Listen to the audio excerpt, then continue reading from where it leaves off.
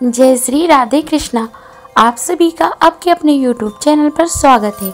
आइए आज आप सब सुनेंगे संतान सप्तमी व्रत कथा। संतान सप्तमी का व्रत, यह व्रत भाद्रपद माह शुक्ल पक्ष की सप्तमी तिथि के दिन धारण किया जाता है। इसे मुक्ताभरण, फल सप्तमी, संतान सप्तमी आदि नामों से जाना जाता है। यह व्रत भगवान शिव, माता पार्वती की प्रीति बढ़ाने वाला तथा पुत्र प्राप्ति के लिए, पुत्र की रक्षा के लिए इस व्रत को धारण किया जाता है। संतान सप्तमी के दिन, इस दिन विशेष प्रकार से भगवान शिव, माता पार्वती का तथा साथ में शिव परिवार का पूजन करना चाहिए और संतान सप्तमी का डोरा या कंगन बना करके उसे धारण करना चाहिए। कथा आदि का श्रवण करना चाहिए। शिव चालीसा, शिव स्तोत्रों आदि का पाठ करना या श्रवण करना चाहिए। इससे भगवान शिव जी प्रसन्न होकर अपने भक्तों के सभी प्रकार के मनोरथ की सिद्धि करते हैं। संतान इच्छुक भक्तों को संतान लाभ की प्राप्ति होती है तथा संतान की रक्षा और उन्नति होती है। तो आइए सुनते हैं संतान सप्तमी व्रत की कथा। तो बोलिए प्रेम से भगवान भोलेनाथ की जय, माता पार्वती की जय, सर्व देवी देवता की जय। बहुत समय पहले की बात है। एक बार भगवान श्री कृष्ण ने युधिष्ठिर को बताया कि किसी समय मथुरा में लोमस ऋषि आए थे। मेरे माता पिता देवकी तथा वासुदेव ने भक्ति पूर्वक उनकी सेवा की, तो ऋषि ने उन्हें कंस द्वारा मारे गए पुत्रों के शोक से उबारने के लिए आदेश दिया कि हे देवकी, कंस ने तुम्हारे कई पुत्रों को जन्म लेते ही मारकर तुम्हें पुत्र शोक दिया है। इस दुख से मुक्त होने के लिए तुम संतान सप्तमी का व्रत करो। राजा नहुस की रानी चंद्रमुखी ने भी यह व्रत किया था, तब उसके भी पुत्र नहीं मरे। यह व्रत तुम्हें भी पुत्र शोक से मुक्त करेगा। देवकी ने पूछा कि हे देव, मुझे व्रत का पूरा विधान बताने की आप कृपा करें ताकि मैं विधि पूर्वक व्रत संपन्न करूं। लोमस ऋषि ने उन्हें व्रत का पूजन विधान बताकर व्रत कथा बताई। नहुस अयोध्यापुरी का प्रतापी राजा था। उसकी पत्नी का नाम चंद्रमुखी था। उसके राज्य में ही विष्णुदत्त नाम का एक ब्राह्मण रहता था। उसकी पत्नी का नाम रूपवती था। रानी चंद्रमुखी तथा रूपवती में परस्पर घनिष्ठ प्रेम था। एक दिन वे दोनों सरयू में स्नान करने गई। वहां अन्य स्त्रियां भी स्नान कर रही थी। उन स्त्रियों ने वहीं पार्वती शिव की प्रतिमा बनाकर विधि पूर्वक उनका पूजन किया। तब रानी चंद्रमुखी तथा रूपवती ने उन स्त्रियों से पूजन का नाम तथा विधि पूछी। उन स्त्रियों में से एक ने बताया, हमने पार्वती सहित शिव की पूजा की है। भगवान शिव का डोरा बांधकर हमने संकल्प किया है कि जब तक जीवित रहेंगी तब तक यह व्रत करती रहेगी। यह मुक्ताभरण व्रत सुख तथा संतान देने वाला है। उस व्रत की बात सुनकर उन दोनों सखियों ने भी जीवन पर्यंत इस व्रत को करने का संकल्प करके शिव जी के नाम का डोरा बांध लिया, किंतु घर पहुंचकर वे संकल्प को भूल गई। फलतः मृत्यु के पश्चात रानी वानरी तथा ब्राह्मणी मुर्गी की योनि में पैदा हुई। कालांतर में दोनों पशु योनि छोड़कर पुनः मनुष्य योनि में आए। चंद्रमुखी मथुरा के राजा पृथ्वीनाथ की रानी बनी तथा रूपवती ने फिर एक ब्राह्मण के घर जन्म लिया। इस जन्म में रानी का नाम ईश्वरी तथा ब्राह्मणी का नाम भूषणा था। भूषणा का विवाह राजपुरोहित अग्निमुखी के साथ हुआ। इस जन्म में भी उन दोनों में बड़ा प्रेम हो गया।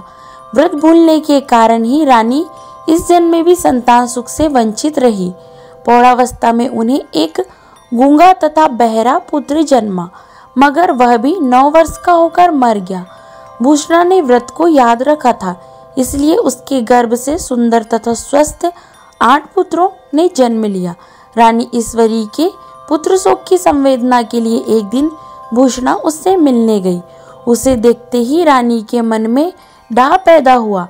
उसने भूषणा को विदा करके उसके पुत्रों को भोजन के लिए बुलाया और भोजन में विष मिला दिया, परंतु भूषणा के व्रत के प्रभाव से उसका बाल भी बांका नहीं हुआ। इससे रानी को और भी अधिक क्रोध आया। उसने अपने नौकरों को आज्ञा दी कि भूषणा के पुत्रों को पूजा के बहाने यमुना के किनारे ले जाकर उन्हें गहरे जल में धकेल दिया जाए, किंतु भगवान शिव और माता पार्वती की कृपा से इस बार भी भूषणा के बालक व्रत के प्रभाव से बच गए।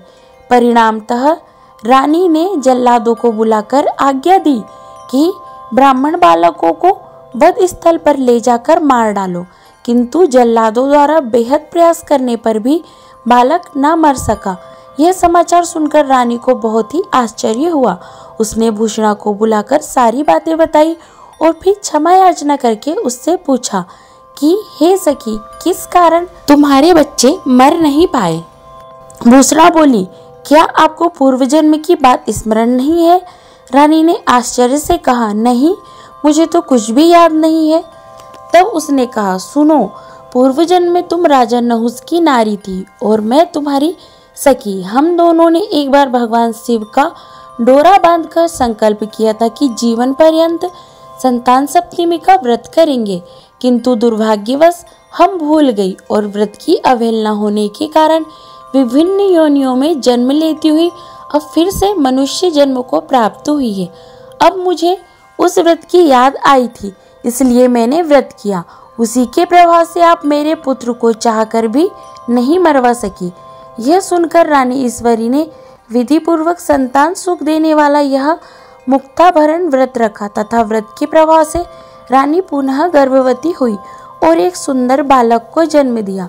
उसी समय से पुत्र प्राप्ति और संतान की रक्षा के लिए यह व्रत प्रचलित है। इसे मुक्ताभरण या संतान सप्तमी के नाम से जाना जाता है।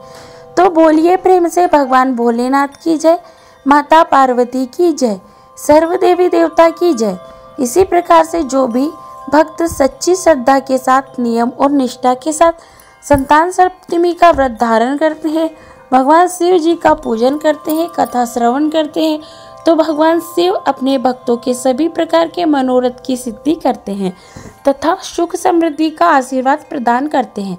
संतान इच्छुक भक्तों को संतान की प्राप्ति होती है तथा संतान की रक्षा होती है। संतान सप्तमी का व्रत जो भी धारण करते हैं उन्हें चाहिए कि संतान सप्तमी के दिन सुबह ब्रह्म मुहूर्त में उठ करके नित्य क्रियाओं से निवृत्त होकर के गंगा नदी में या घर के नहाने के पानी में थोड़ा सा गंगा जल मिला करके स्नान करना चाहिए।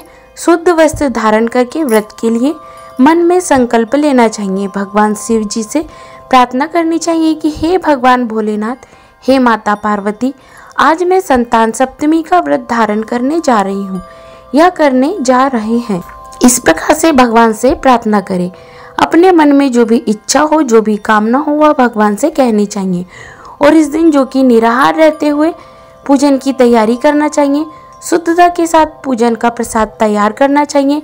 इसके लिए खीर, पूड़ी या गुड़ के 7 पुए, फिर 7 मीठी पूड़ियाँ तैयार कर लेनी चाहिए।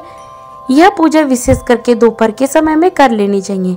पूजन के लिए एक अच्छी सी जगह ले, वहाँ पे चौका लगा करके वहाँ पर एक चौकी रखे।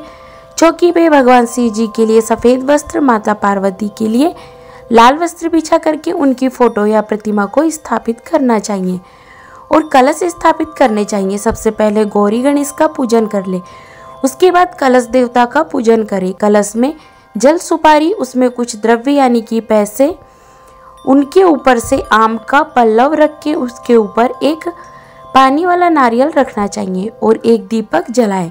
घी का दीपक हो तो अपने दाहिने तरफ रखें, अगर तेल का दीपक हो तो उसे बाईं ओर रखना चाहिए। और फिर भगवान शिव और माता पार्वती का विधि विधान के साथ पूजन करना चाहिए। भगवान का गंध, पुष्प, धूप, दीप आदि से पूजन करना चाहिए।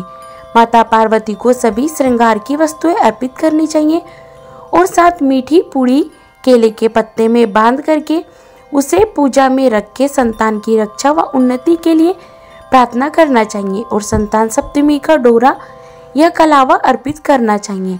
पूजा करते समय सूती का डोरा या चांदी की संतान सप्तमी की चूड़ी हाथ में पहनना चाहिए। यह व्रत माता पिता दोनों भी संतान की कामना के लिए करते हैं। पूजन के बाद धूप, दीप, नैवेद्य आदि अर्पित करके संतान सप्तमी व्रत की कथा श्रवण करना चाहिए। भगवान शिव जी के स्तोत्र, चालीसा आदि का पाठ या श्रवण करना चाहिए। बहुत जगह पर जो कि रात्रि में व्रत खोल लेते हैं, तो व्रत खोलते समय पूजन पर चढ़ाई हुई मीठी 7 पूरी उसे खा के अपना व्रत खोलना चाहिए। इसी प्रकार से जो भी भक्त सच्ची श्रद्धा के साथ, नियम और निष्ठा के साथ संतान सप्तमी का व्रत धारण करते हैं, भगवान शिव जी का पूजन करते हैं, कथा श्रवण करते हैं, तो भगवान शिव अपने भक्तों के सभी प्रकार के मनोरथ की सिद्धि करते हैं तथा सुख समृद्धि का आशीर्वाद प्रदान करते हैं। संतान इच्छुक भक्तों को संतान की प्राप्ति होती है तथा संतान की रक्षा होती है। तो आशा करती हूँ यह जानकारी आपको अच्छी लगी होगी। इसी प्रकार से ज्ञानवर्धक जानकारियाँ प्राप्त करते रहने के लिए, व्रत पूजा के बारे में जानने के लिए, कथा को सुनने के लिए चैनल पर अगर आप पहली बार आए हैं तो चैनल को लाल बटन दबा करके सब्सक्राइब करें, साथ में बेल आइकन को भी प्रेस करें ताकि मेरे वीडियो का नोटिफिकेशन आपको समय से मिलता रहे। वीडियो को लाइक करें, शेयर करें। सुखी रहे, स्वस्थ रहे। जय श्री राधे कृष्णा। धन्यवाद।